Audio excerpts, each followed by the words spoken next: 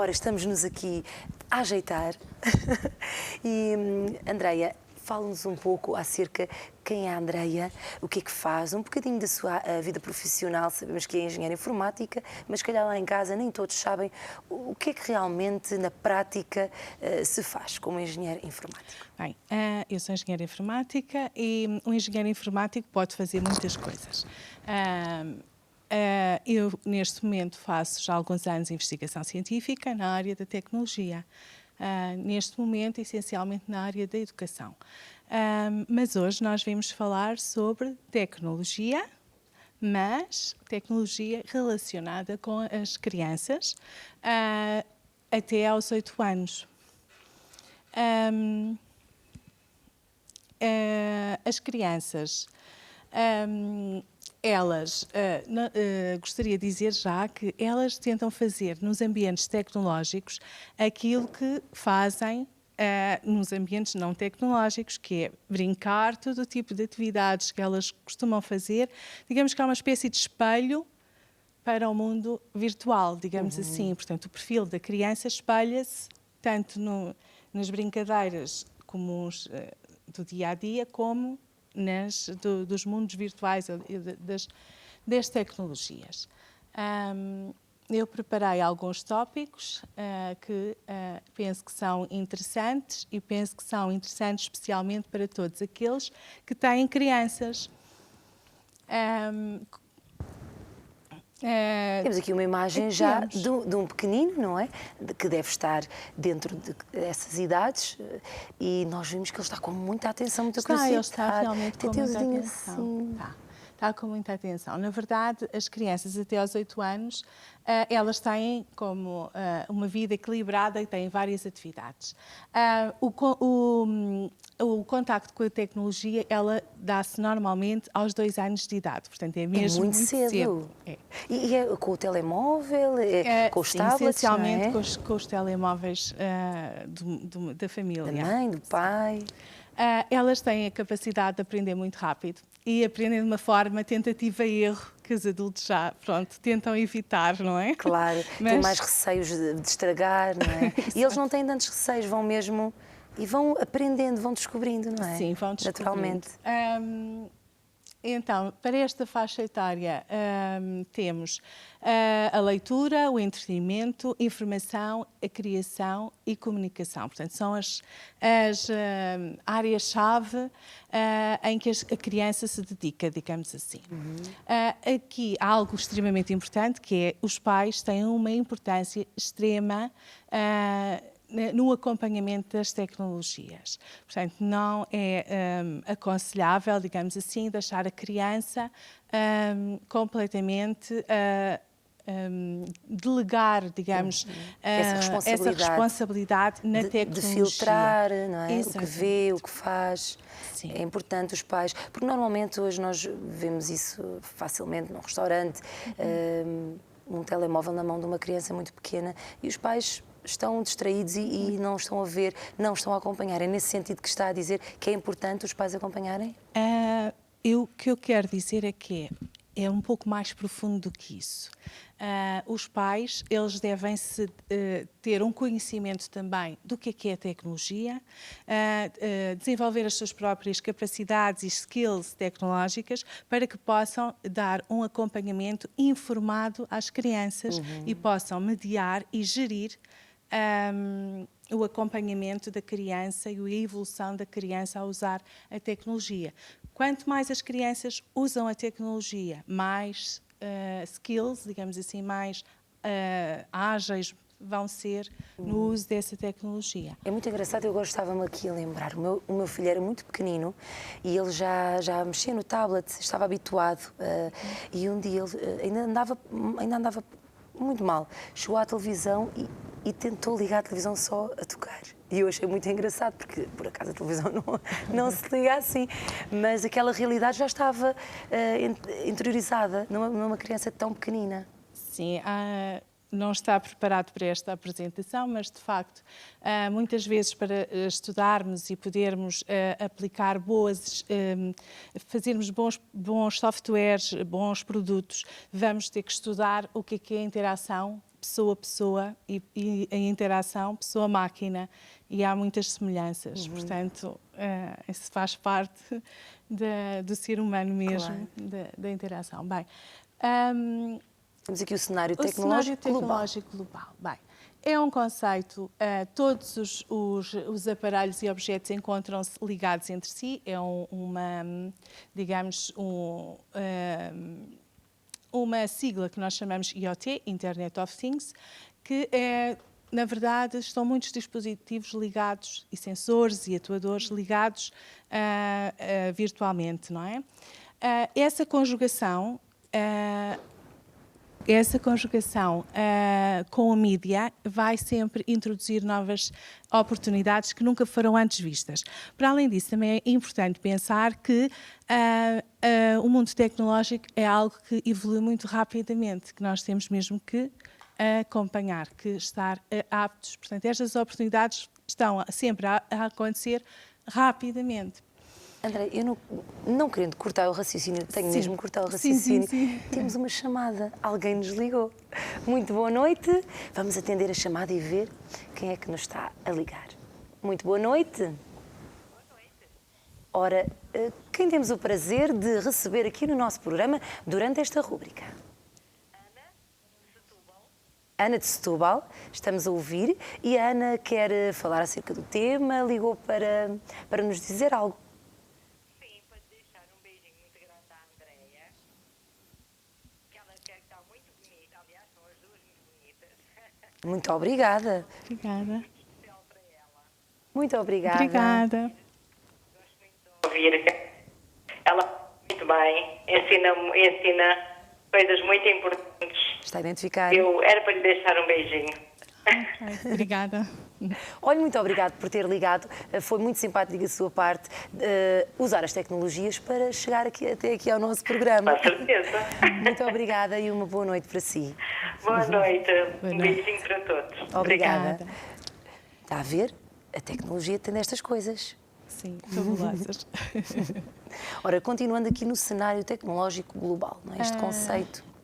Sim, este conceito é que muitas tecnologias, nós não pensamos na nossa vida habitual, mas muitas tecnologias e muitos sensores e atuadores estão ligados e ligados entre si. Portanto, e depois, certos cenários individuais, mais pequeninos, digamos assim, eles vão aparecer neste contexto.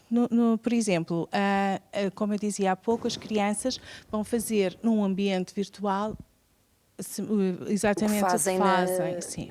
Nas vão querer brincadeiras, brincar, sim. querem interagir com os outros, não é? Querem que é o que acontece nas sim. brincadeiras. Exato. E isto é possível também com os meios tecnológicos. Sim, é, claro. E é uma mais-valia, é bom, não é? Se for bem...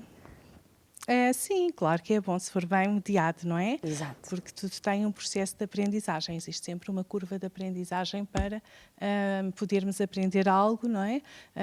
É um processo, é uma evolução. Ora, vamos mostrar aqui o próximo, crianças pequenas. Vemos aqui eles numa sala de aulas, possivelmente, e o professor está a usar um tablet. E ali um também. Estão, não é fácil de perceber quais estão atentos e quais não estão. Mas pelo menos os que estão ali agarradinhos ao tablet estão com os olhos bastante fixos ali no que estão a acompanhar. Exatamente. Então, estas crianças, até aos 8 anos, elas adquirem então as competências maioritariamente em casa, portanto no ambiente familiar. Como tínhamos dito, elas rapidamente aprendem e aprendem também com os adultos, não só em tentativa e erro, não é? Tentando, mas também aprendem com as crianças que lhes são mais próximas. Uma das coisas que se verificou foi que a diversidade das suas competências, elas aumentam se as escolas também promoverem o desenvolvimento das tecnologias, portanto, se suportarem toda essa parte tecnológica, que hoje em dia também já é muito grande, há uma grande diversidade para o ensino.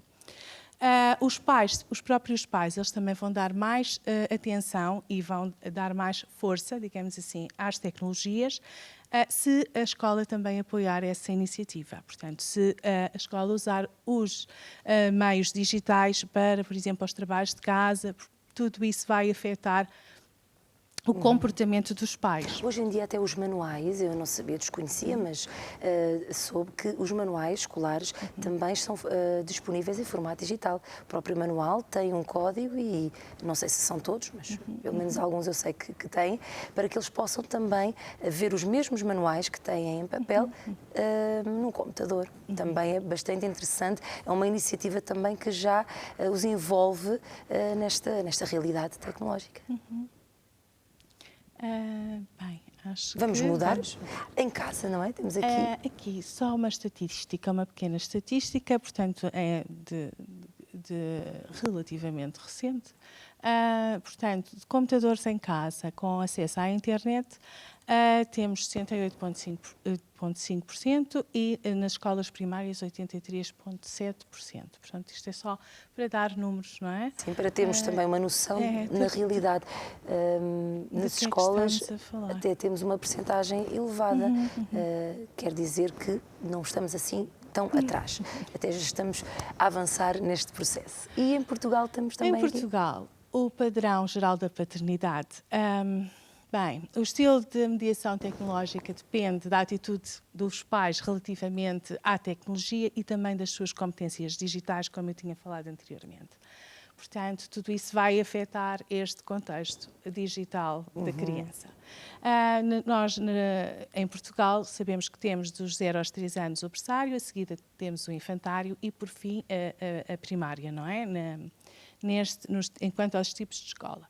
As atividades, bem, as crianças em Portugal, a seguir às aulas, vão ou para os avós, temos ou aqui com o os caso pais. nesta imagem. Temos aqui um avô, supostamente, e temos também uma criança que está... Está a tentar ensinar. Está a tentar ensinar. Parece que está a tentar ensinar ali o jogo ou que está ali a acompanhar através do tablet. Provavelmente. Está a haver interação e comunicação, que é extremamente importante. Também há atividades, as crianças frequentes dão atividades na escola, depois das aulas temos a natação, o balé, o judo, karaté, etc. Aos fins de semana, dizem os estudos que as crianças vão com a família para a praia, piscina ou, no inverno, maioritariamente ficam em casa. Portanto, isto é só para dar um pequeno contexto do que se passa na vida das famílias portuguesas, assim, só um breve tópico. A tecnologia nesta faixa etária, portanto, é maioritariamente entretenimento, jogos, banda desenhada, etc. O tablet é o dispositivo favorito das crianças.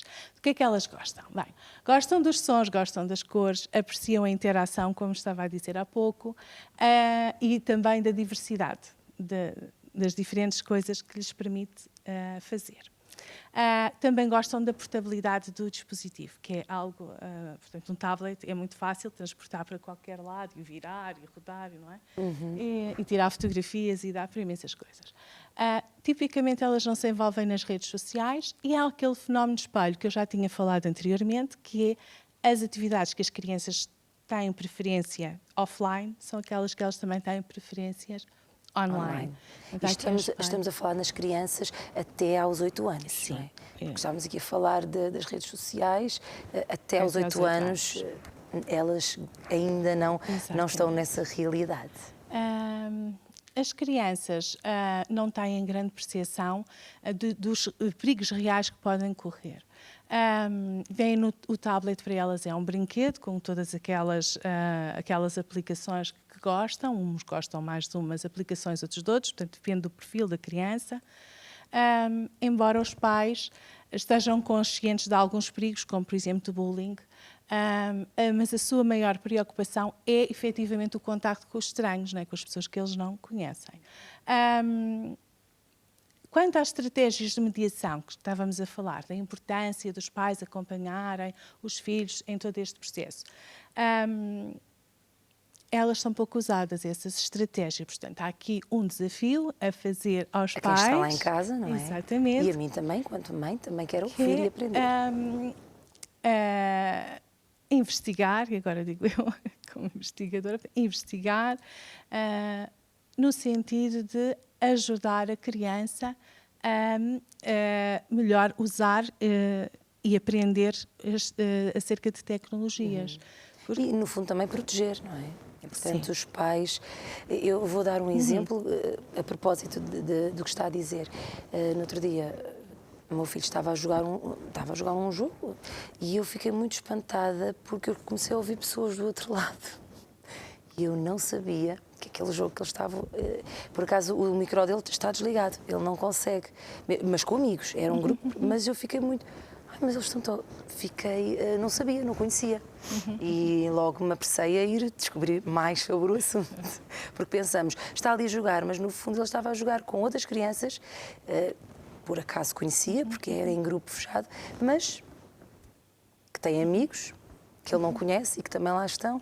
Então é importante os pais também estarem atentos e acompanhar e saberem o que é que as crianças... Da mesma maneira como conversam com os pais, como se conversa com os filhos acerca da vida escolar, é importante, da mesma forma, nos mesmos moldes, no mesmo modelo, falar com as crianças acerca da sua vida digital. Portanto, exatamente, perguntar, não é? Querer saber mostrar interesse, porque se é uma coisa que motiva e que faz parte das coisas que eles gostam de fazer, os pais também devem se interessar em perguntar. Sim, exatamente. Vamos passar ao próximo slide. O próximo é animado. Um bocadinho. Então, aqui temos 4 áreas fundamentais em que as crianças se envolvem: lazer, informação e aprendizagem, criação e comunicação. Lazer temos, por exemplo, os jogos. Na informação e aprendizagem usam, por exemplo, o YouTube e o Google. Na criação, usam software para que possam criar as suas próprias desenhos ou as suas próprias pinturas, digamos assim. Comunicação, podem usar ferramentas de videochamada, não autonomamente, mas, por exemplo, se tiverem uma pessoa... Familiar distante. Exatamente, familiar distante. Já conhecem o que são essas ferramentas de comunicação e usam ferramentas de comunicação de mensagens instantâneas, digamos assim, e gostam de passar as emoções, gostam de enviar fotos, portanto, têm preferência por esse tipo de aplicação, digamos assim. Sim. Vamos então passar ao próximo slide. O papel dos pais no meio disto. O papel dos pais é extremamente importante e eles vão moldar o uso de todas estas tecnologias se tiverem um papel ativo na vida das crianças, neste contexto. Eles são responsáveis por manter oportunidades abertas para as crianças aprenderem, brincarem, socializarem, mas também podem assumir a responsabilidade de assumir as possibilidades que são nefastas. E para tudo isto é necessário ter conhecimento, não é, do que estar à vontade, não é? Sim, estar à vontade e ir sabendo sempre o que é que se passa, não é? Porque no meio tecnológico vão sempre aparecendo muitas novidades. Tudo acontece muito rápido. E temos aqui a imagem, por exemplo, a mãe deve estar ali um bocadinho chateada, mas às vezes é necessário, não é? Os pais têm que... Às vezes os miúdos não gostam muito. Este devia já estar ali no limite dos 8, não é? Parece-me já assim grandinho, mas é importante os pais terem este papel, têm esta responsabilidade, não é? Há várias estratégias para fazer o acompanhamento das crianças, digamos assim, de uma forma muito simples. Uma das formas que se pode fazer é através, não delegando no software, mas fazer através, usando ferramentas de apoio de controle parental. O que é isso? Então, são programas que facilitam tipicamente aos pais ou aos cuidadores, o controle das suas crianças. Eles vão prevenir que as crianças vejam conteúdos inapropriados, detectar cyberbullying, limitar mensagens instantâneas, etc. E incluem também funcionalidades restritivas de monitorização e medidas de segurança. Tudo isto tem que ser bem contabilizado e tem que ser adaptado ao contexto de cada família e ao perfil de cada criança. Vamos agora falar de algumas funcionalidades comuns, muito rapidamente. Restrições de tempo, limitar o tempo que a criança pode estar online é uma das funcionalidades deste tipo de software. Podem permitir também a definição de tempos em que a criança pode estar online e os dias da semana, por exemplo, fazer distinção entre dias da semana e fins de semana, por exemplo, ter padrões diferentes. Depois temos então restrições de conteúdo. Bem, os conteúdos são extremamente importantes. Isto é muito importante os pais se interessarem, não é? Porque estes são os pais que vão usar estes softwares para poder fazer todas estas funções, não é? Os pais têm que estar à vontade com isto e conhecer. Sim, por isso têm que desenvolver as suas skills tecnológicas. Então, quanto às restrições de conteúdo, podemos chamar as listas brancas, que permitem definir quais são os conteúdos previamente aprovados, quais são os que os pais autorizam, digamos assim, ou que recomendam. E temos as listas negras, são aqueles que são bloqueados e que têm conteúdos que não são adequados para a criança. Pode haver também intervenções que bloqueiam certo tipo de informação.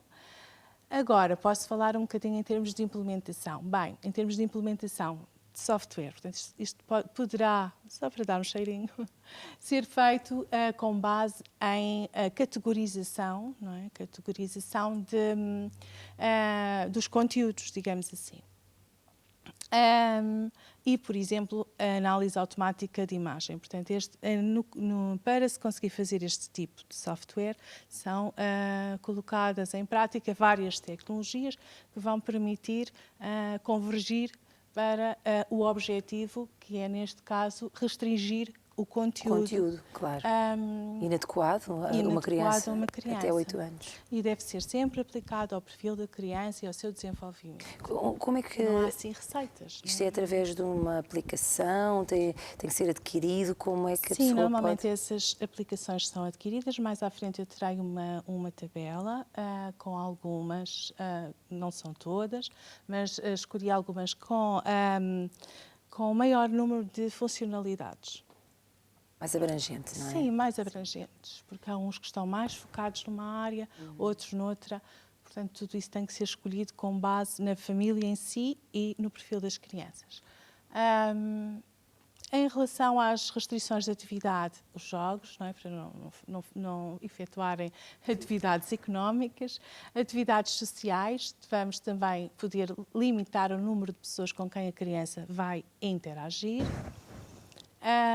Pode-se desativar as funcionalidades para partilhar conteúdos, interagir com plataformas de jogos, como o caso que estava a falar, não é? E os jogos multiutilizador, que era o que estava a falar, que é estar com outros, jogar com outros jogadores online, não é? Simultaneamente. Claro. Sim. Podemos passar ao próximo slide? Sim. Então vamos Podemos andar mais rápido, se for necessário. Não passou. Não passou, mas nós temos já aqui. Já cá está. Agora, a monitorização e rastreamento vai permitir fazer a monitorização das atividades das crianças e pode ser enviado um relatório para os pais e alertas para as próprias crianças. O software irá alertar a própria criança na altura da interação da criança com o software. E também vai permitir aos pais perceberem qual é que está a ser a tendência, não é? Para poderem tomar uma decisão. Claro, isso é muito importante. Quanto à monitorização da localização, permite fazer a monitorização da criança em termos de localização, não é? Perceber os movimentos da criança em termos espaciais. Isto é, por exemplo, através do telemóvel da criança, é isso? Poderá ser, ou sim. Ou de um tablet também? Estas plataformas permitem vários dispositivos, exatamente. Okay. Passamos então à próxima, à tabela. Vamos ver a tabela. Então, aqui temos alguns, apenas 4 softwares, que estão classificados com base em algumas funcionalidades e, por exemplo, o limite, se é limitado ao número de crianças ou não, porque há famílias numerosas, Claro. o número de dispositivos, maioritariamente estes sim, a customização do utilizador, isto é extremamente importante, o perfil de utilizador, não só nesta área, mas em qualquer área o perfil é extremamente importante, portanto é muito importante que todas as aplicações sejam customizadas, sejam adaptadas a um perfil. Que haja filtros de conteúdo, também é importante. Filtrar websites, as redes sociais, fazer monitorização também, como falámos. Gestão remota, claro, é extremamente importante que os pais possam, à distância, Saber. conseguir Acompanhar, não é? acompanhar. As plataformas. As plataformas, como hoje em dia temos várias plataformas, é importante que a solução escolhida permita que sejam usados dispositivos que a família já usa, não é? Sim, sim. Poder-se incluir. Portanto, estes são alguns softwares comercializados. Não irei entrar em detalhe em nenhum deles, mas estão disponíveis online. E pronto. Agora, de seguida, nós vamos dar algumas breves recomendações aos pais.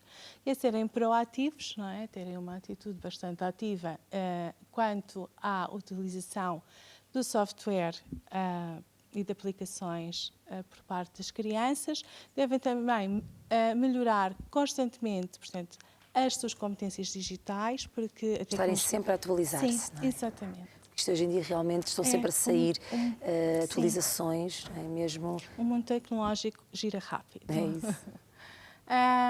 Devem também promover cedo a literacia digital da criança, participar nas atividades, não delegar nos dispositivos, portanto, participar, acompanhar e conversar também, como já falámos, sobre a vida online dos filhos.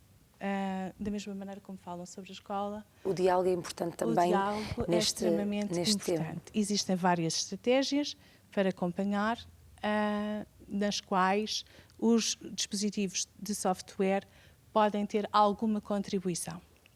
Portanto, em suma, são estas as recomendações, com tópicos muito, muito simples, mas eu creio que é um desafio para todos os pais portugueses. Há muitos pais a usarem este tipo de softwares. Eu não tenho acesso às estatísticas, mas de acordo com as informações que nós tivemos lá e que passámos aqui na nossa apresentação, os pais não têm um papel muito ativo ainda em Portugal neste contexto. Portanto, é algo a explorar. Há que motivar, não é? Há que motivar. Porque isto vai ser um bom acompanhamento também aos filhos, não é? Pode evitar e também pode ajudá-los e prepará-los para o futuro deles, que está também Com certeza. muito envolvido nas tecnologias. Com certeza. Andréia, foi um prazer esta primeira rubrica consigo. Acredito que será a primeira de muitas. Obrigada. E agradeço a sua presença.